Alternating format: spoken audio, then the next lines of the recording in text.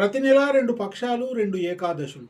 సంవత్సరం పొడుగున 24 ఏకాదశులు. ప్రతి ఏకాదశి ప్రధానమైనదే. మార్గశిర శుద్ధంలో వచ్చే ఏకాదశిని మోక్ష ఏకాదశి, వైకుంఠ ఏకాదశి అని వివరిస్తాము. డిసెంబర్ 30వ తేదీన జరుపుకోబోతున్నాం.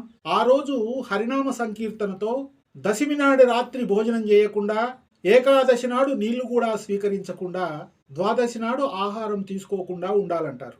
కానీ వయస్సు, ఆరోగ్య రీత్యా కఠినమైన ఉపవాసము చేయని వారు పంచగవ్యము, నీరు, నేయి, పాలు, నువ్వులు, పండ్లు తినవచ్చునని తెలియజేశారు. పొరపాటున ఏకాదశి నాడు భోజనం చేస్తే చాంద్రాయణ వ్రతం చేస్తే కాని దోషం పోదంటారు. ప్రత్యేకించి ఏకాదశి నాడు అన్నం తినకూడదని చెప్తారు. బ్రహ్మదేవుడి నొసటి నుండి ఒక చెమటబొట్టు రాలిందట. ఆ చెమటబొట్టు రాక్షసుడుగా మారి నాకు నివాసం ఎక్కడో చూపెట్టుమని అడిగాడట. ఏకాదశి నాడు ఎవరైతే వరి అన్నం తింటారో ఆ అన్నంలో చేరి ఆ అన్నం తిన్న వారి కడుపులో క్రిమిగా మారి నివసించమన్నాడట. ఏకాదశి నాడు తెలిసిన వారెవరూ అన్నం తినరు. ఈ కథ ప్రచారంలో ఉంది. వైకుంఠ ఏకాదశి నాడు మహావిష్ణువు యోగ నిద్ర నుండి మేల్కొంటాడని, ఆయనను దర్శించుకోవడానికి ఉత్తర ద్వారం ద్వారా దేవతలందరూ వస్తారని, ఆనాడు భక్తులందరూ వైష్ణవాలయాలలో ఉత్తర ద్వార దర్శనం చేస్తే మోక్షం కలుగుతుందని ప్రగాఢ విశ్వాసం.